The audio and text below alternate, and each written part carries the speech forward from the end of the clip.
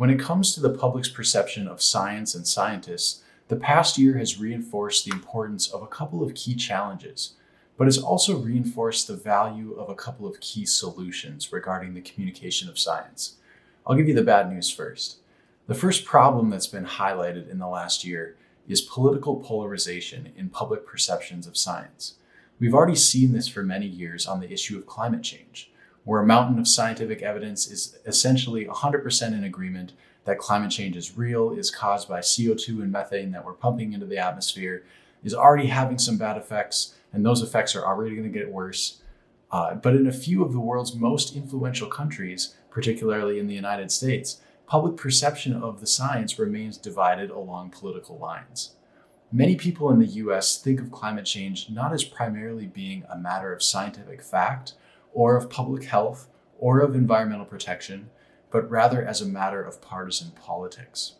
Colleagues and I have published research showing that this partisan polarization can develop very quickly on new issues and topics that arise, as was the case when the Green New Deal first became a topic of conversation.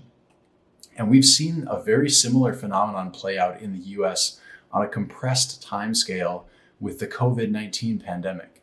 In a very short amount of time, a sharp divide developed along political lines in perceptions of the risks, in perceptions of the quality of the scientific evidence, in trust in the scientists themselves, and in participation in the behavioral solutions that the scientists recommend, like wearing masks and social distancing.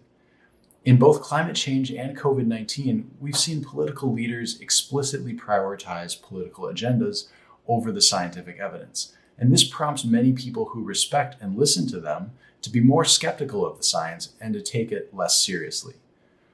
When an issue becomes politicized, it's easy for many people to start thinking of the claims of fact and behavioral recommendations made by scientists as being a threat to their core worldviews and values. And when push comes to shove, political ideologies are oftentimes a more powerful force than the boring scientific evidence. So 2020 has really highlighted for us how easy it is for science to become politicized.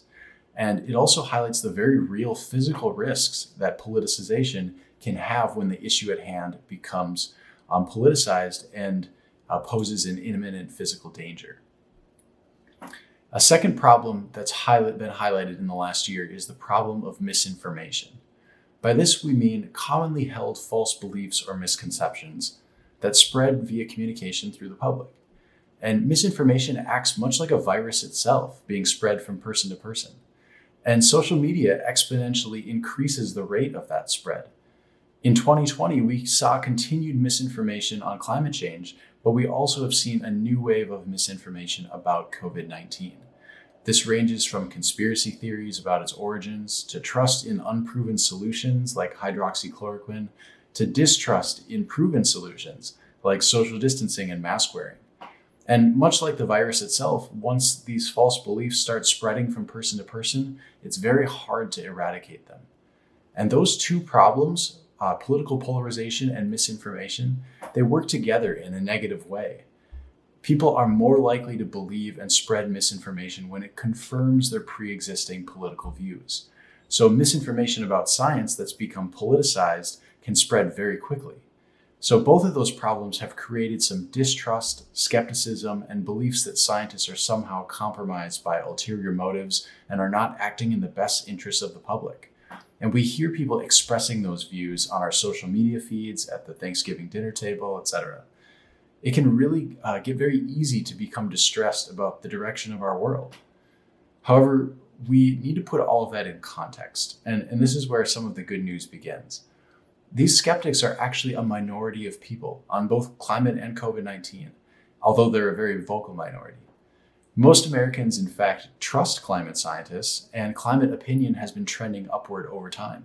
With COVID, most people do trust the science, and studies show that when officials make behavioral recommendations, like to wear masks, it has a large and immediate positive effect on the behavior of the public.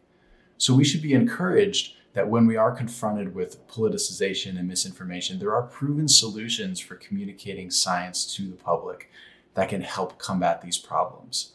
And just like 2020 has placed a focus on those key problems of politicization and misinformation in science, We've also seen some really encouraging research in 2020 corroborate the success of some key communication solutions. So I'll briefly mention two of those here. The first of these communication solutions is about the power of social norms. Decades of social science have shown us that people make decisions about what they should be doing based on what they observe their peers doing. This year, new research about during the COVID-19 pandemic has found very similar patterns.